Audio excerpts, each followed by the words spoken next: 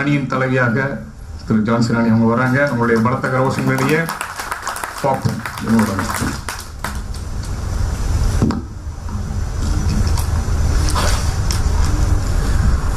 மண்ணில் விழும் அனைத்தையுமே மக்கச் செய்யும் மண் விதைகளை மட்டும் முளைக்கும் செய்யும் சூட்சுமம் அந்த கடவுளுக்கே தெரியும்.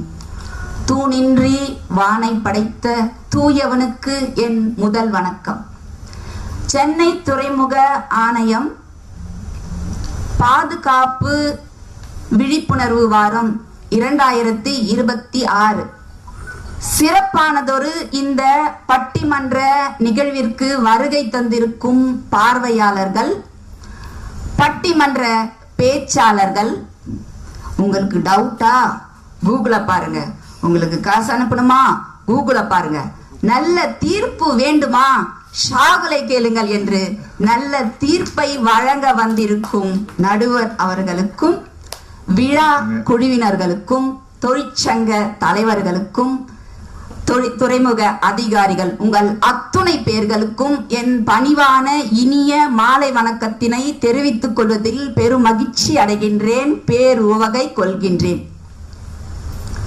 அரிது அரிது மானிடராய் பிறத்தல் அரிது, அதனினும் அரிது கூன் குருடு செவிடு பேடு நீங்கி பிறத்தல் அரிதுன்னு சொல்றாங்க.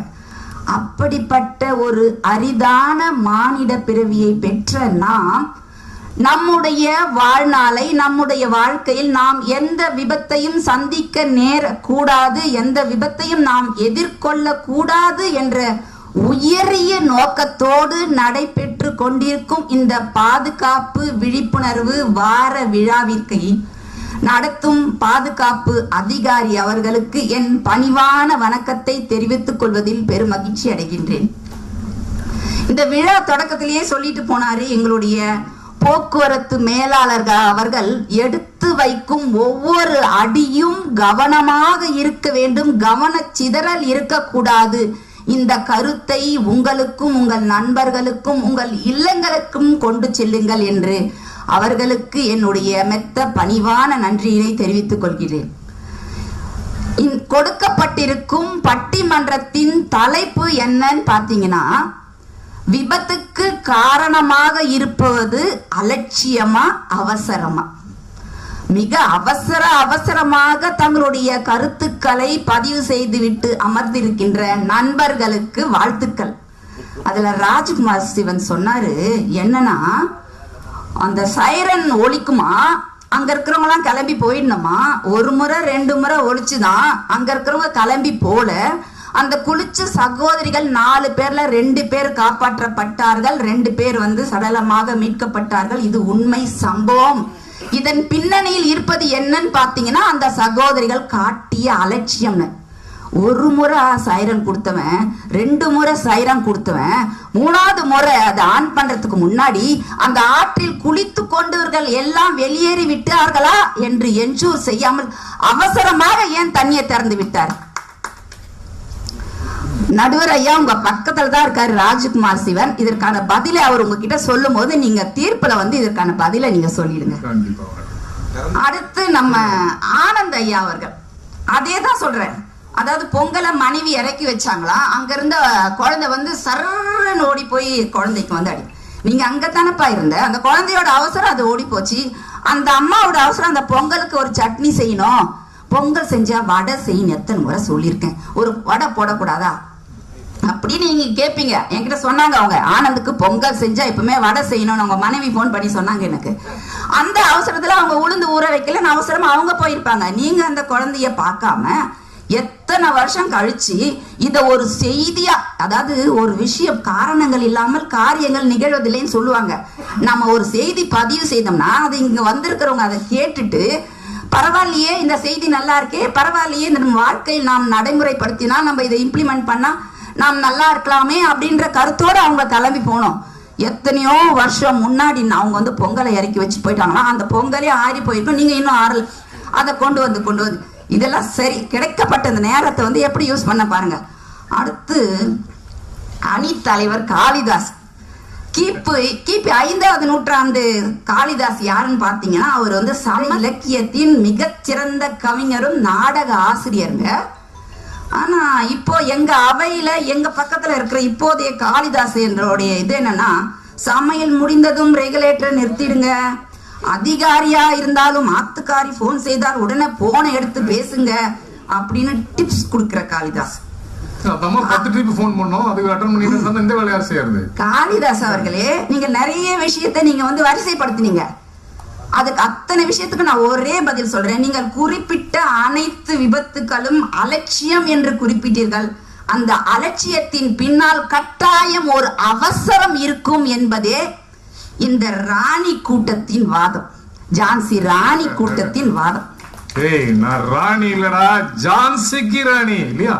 சொல்லுங்க பாருங்க. டாபிக் வரும். விபத்து. விபத்து என்றால் என்ன? முன்கூட்டியே திட்டமிடப்படாத, எதிர்பாரா விதமாக திடீர் என்று நடக்கக்கூடிய ஒரு விரும்பத்தகாத சம்பவம்.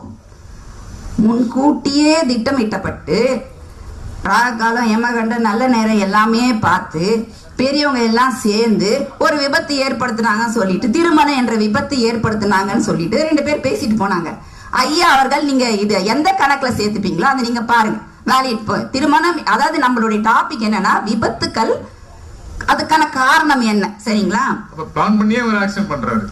கவனக்குறைவு, அவர்கள் குறிப்பிட்ட அலட்சியம், பாதுகாப்பற்ற சூழ்நிலைகளால் ஏற்படும் இத்தகைய சம்பவங்கள் எதனால் ஏற்படுகிறது என்று பார்த்தால், கவனக்குறைவும் ஒரு அவசரத்தால் தான் நிகழ்கிறது, அலட்சியமும் அவசரத்தால் தான் நிகழ்கிறது.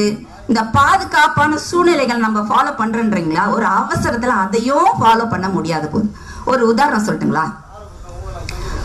ஒரு பாதுகாப்புனா என்ன, பாதுகாப்பு விதிமுறைகள் என்ன, பாதுகாப்பு உபகரணங்களை பயன்படுத்தி எப்படியெல்லாம் பாதுகாப்பாக இருப்பது, பாதுகாப்பை பற்றி கிளாஸ் எடுக்கிற ஒரு சேஃப்டி ஆபீசர், ஒரு பாதுகாப்பு அதிகாரி, அவருக்கு வந்து அலட்சியெல்லாம் படுத்த மாட்டார். ஏன்னா அவர் தான் 4 பேருக்கு அந்த விஷயத்தை சொல்றாரு. அலட்சியப்படுத்தாத இருக்கிற ஒரு அதிகாரி, அவங்க வீட்டுல இருந்து ஒரு 7ஆம் கிளாஸ் படிக்கிற பொண்ணு வந்து ஸ்கூல்ல இருந்து போன் வருது, ஐயா உங்க குழந்தை கேம்ஸ் பீரியட்ல கீழே விழுந்துட்டாங்க, ஹாஸ்பிட்டல்ல சேர்த்துருக்குறோம், நீங்க கொஞ்சம் உடனே வாங்கன்னு.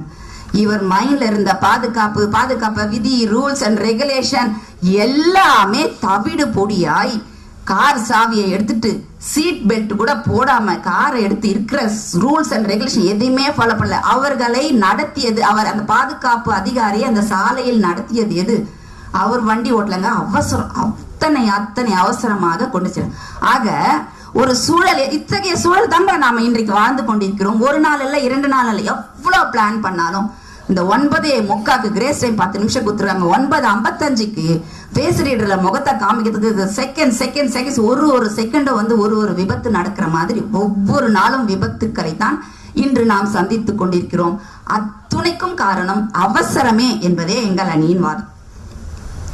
என்னங்க ஜான்சி ராணி அவசரம் சொல்றீங்களே, அவசரம் அப்படி என்றால் என்ன அப்படின்னா, ஒரு செயலை கால நெருக்கடியின் காரணமாக அவசரமாக அறக்க பறக்க எப்படியாவது செய்து முடித்தாக வேண்டும் என்ற ஒரு கட்டாய சூழ்நிலை ஏற்படுத்த பாருங்க, அதுதான் அவசரம்.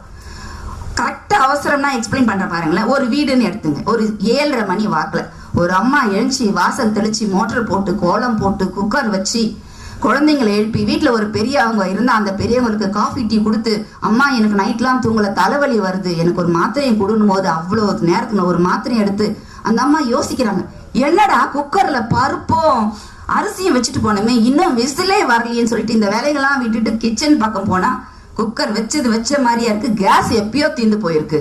அட இது வந்து நான் முன்னாடியே சொன்ன மாதிரி முன்கூட்டியே திட்டமிடப்படாது. நீங்க சொல்லலாம் அலட்சியமா இருந்துட்டீங்களே, இன்னைக்கு கேஸ் காலி ஆகும்னு தெரிஞ்சு நீங்க நீங்க மாத்திருக்கலாமே, அங்க இருந்த கொஸ்டின் கேட்கலாம்.